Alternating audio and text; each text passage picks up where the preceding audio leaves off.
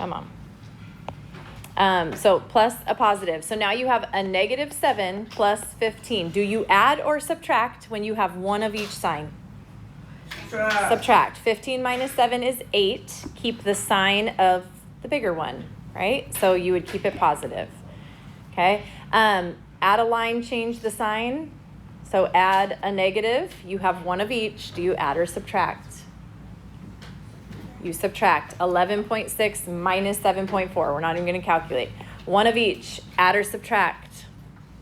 Subtract. Same sign. Add or subtract?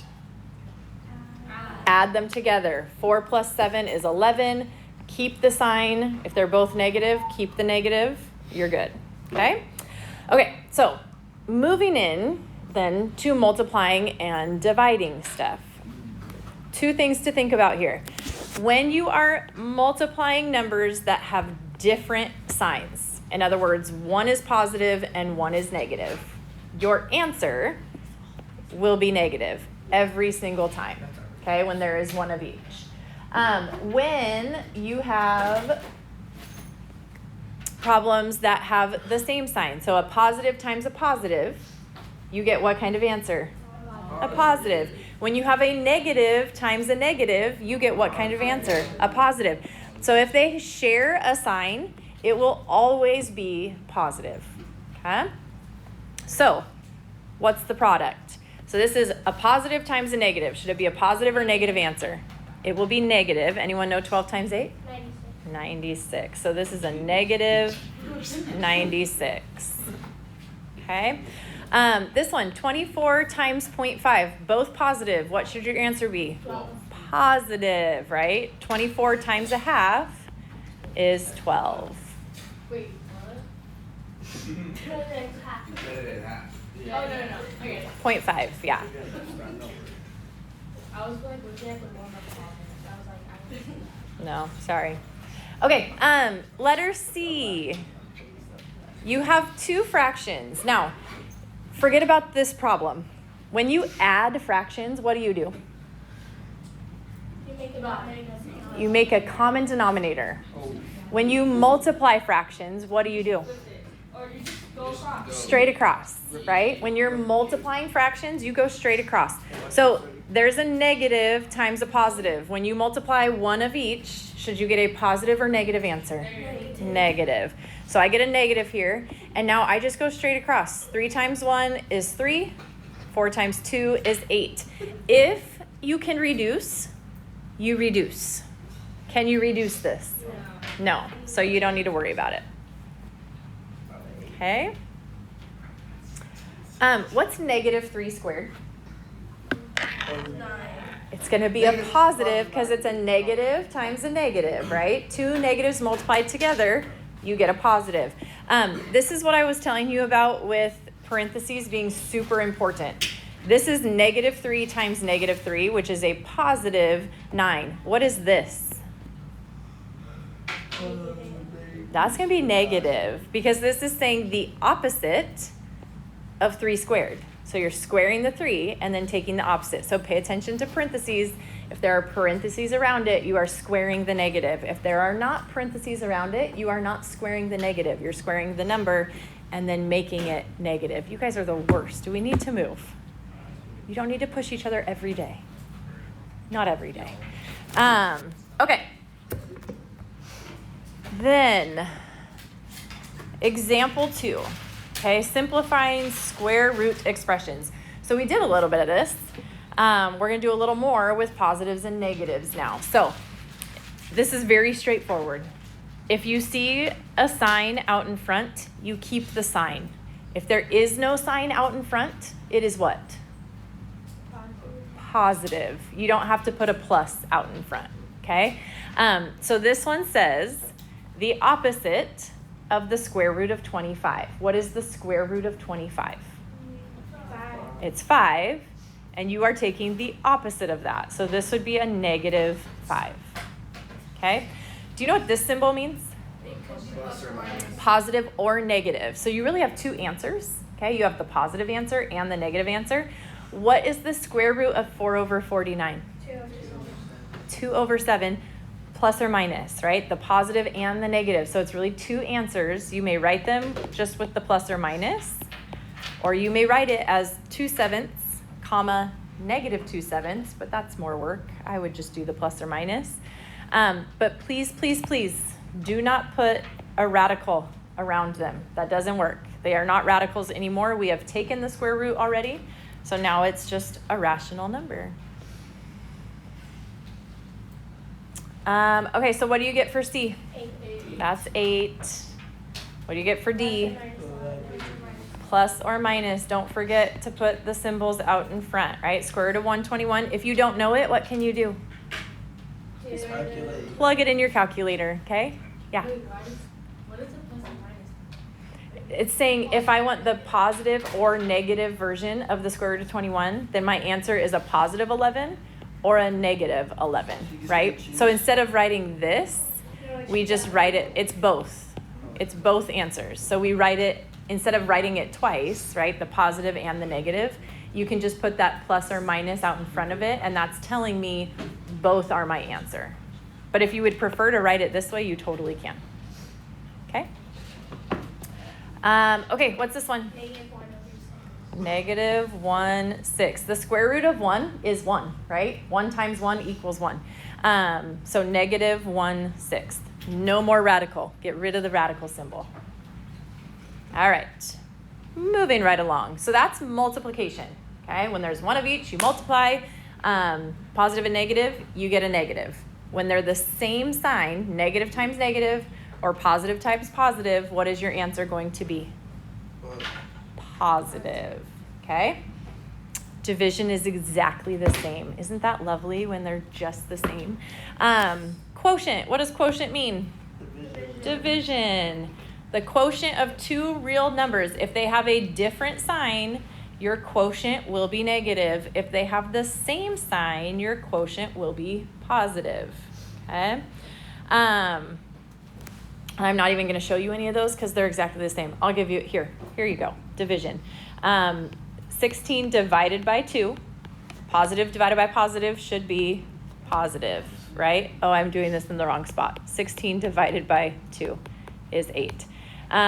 So if it's -16 divided by 2, where you have one of each, that's going to be a negative answer, okay? -16 divided by -2 is back to being a positive. Okay, now this one tends to get mixed up a lot. So make sure you're with me right now and that you're understanding what we're doing here.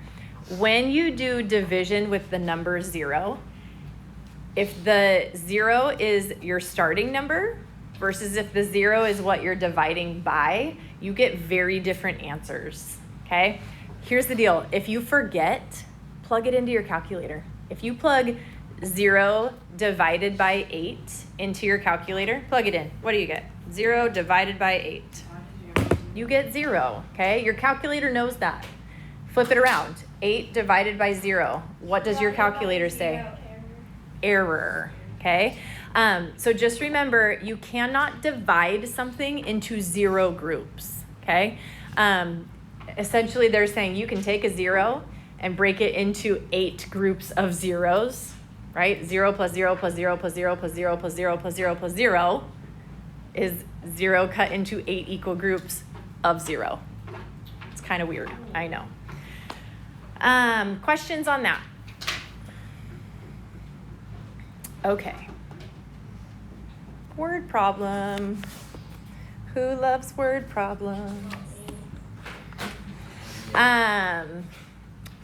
Example 3 here, okay? It says a skydiver's elevation changes by -3,600 feet in 4 minutes after the parachute opens. What is the average change in the skydiver's elevation each minute? So if it's dropping 3,600 feet in 4 minutes, can you tell me in 1 minute what's happening?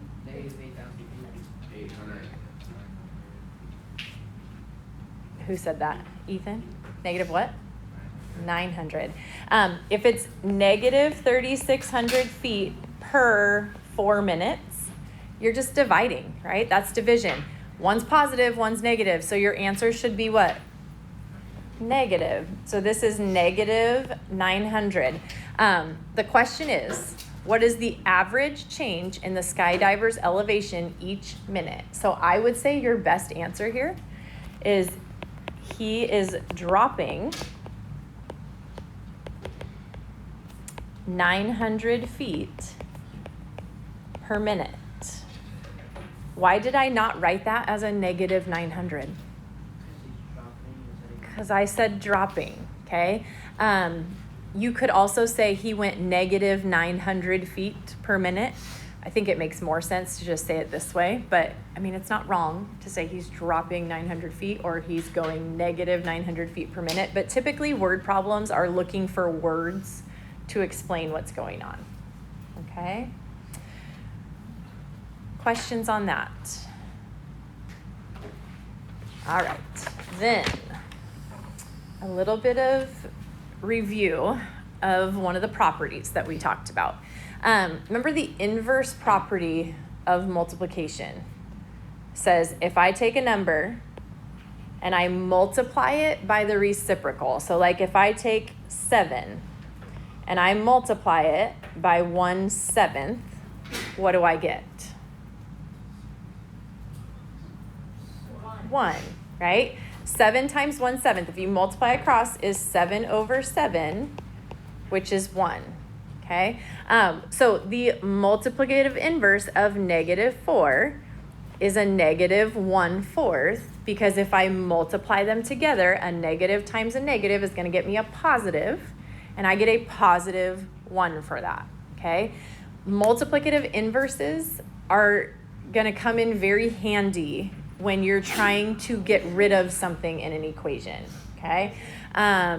So if I have like, let me give you a for instance here.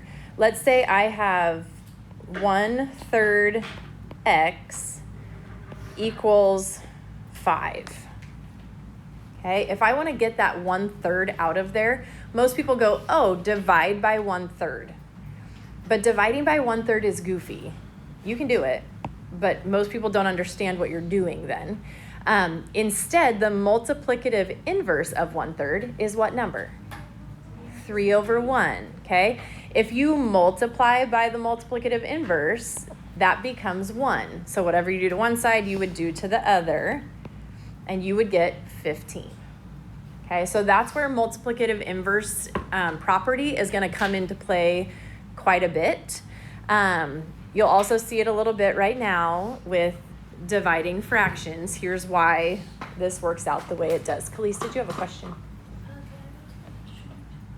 Can you wait till we're done with this? Or is it like an emergency? Okay, I'm almost done. Dividing fractions, okay? Multiplying and dividing, positive times positive, negative times negative, you get a positive answer. Positive times negative, you get a negative answer, right? So some of that is going to come into play still. Some of multiplicative inverse is going to come into play as well here. Here's what you do, okay? This is my little catchphrase to help you remember what you do. When dividing fractions, don't be shy. Flip the second guy and multiply, okay? When dividing fractions, don't be shy. Flip the second guy, not the first guy. Flip the second guy and multiply, okay? Because that is your multiplicative inverse, which is going to get you where you need to be. So here's the deal. Right now, this is saying, what is the value of x divided by y? Well, x is -3/4 divided by -2/3. Okay? There is not an easy way to do that. But we can use this multiplicative inverse trick. It's mathematical. It's not a trick. It actually works. To help us solve this much easier. Okay? So let me say the little phrase, and you tell me if you think you can do what you need to do. When dividing fractions, don't be shy. Flip the second guy and multiply. write the new problem that you think I want you to solve from that. When dividing fractions, don't be shy. Flip the second guy and multiply. Did you write this? -3/4 times -3/2 Is it keep, change, flip? is what? Is it like, who taught us that? Like KFC. What does she say? KFC or something. Keep, change, flip. Keep, change, flip. Yes, that's how she did it. Keep, change, flip. I do not remember. Keep the first one the same. Change the operation. Flip the second thing, right? Keep, change, flip. Yes, keep, change, flip. That works. Yeah. Does the negative sign like matter where you put it? It really doesn't. I typically just leave it with like the top number for simplicity's sake. If you want to put it with the bottom, it's fine. In the end, it will do the same thing. So it really doesn't matter. Okay, when you multiply fractions, what do? You told me earlier. Across. Straight across. So you're going, I put the negative with the top. Again, you may put it with the top, you may put it with the bottom, just don't put it with both. Okay, it has to go in one place or the other. So -3 times -3 is a +9. 4 times 2 is 8. So the product, well, the quotient of those two original fractions would be 9/8. Okay. All right, so you try this one. And then tell me what you get, or tell your neighbor, check with them, make sure they're getting the same thing too.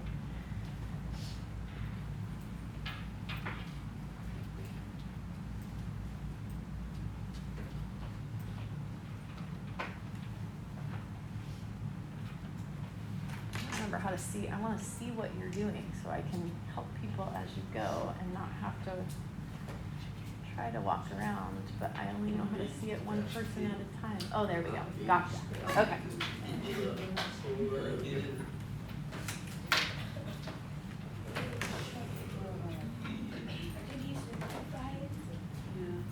Allie, yours looks good, but see if you can reduce. Oh, Brody, can you reduce? Gwen, can you reduce? Henry? Oh, did you ditch your, there we go. Don't ditch your negatives.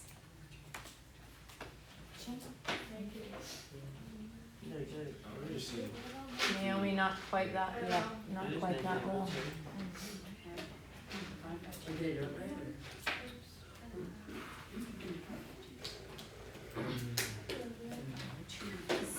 Sophia, look at your bottom numbers. 4 times 5 is what? Okay, so they look good. You guys are doing a good job. 3/4 times, okay, we flipped and kept the negative with it. You may put the negative on top or on bottom. I like it on top.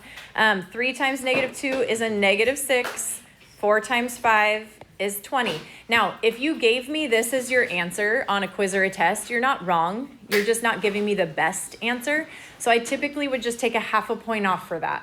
However, it's still a 0.5 point, and we would love that 0.5 point. So just make sure you are always reducing. 6/20 is 3/10, and that is your best answer. Okay? When dividing fractions like this, don't give me a decimal answer. Fraction divided by fraction makes way more sense to leave it as a fraction. So give me the fraction answer, and you'll be good. Are we good? That's it. Okay. You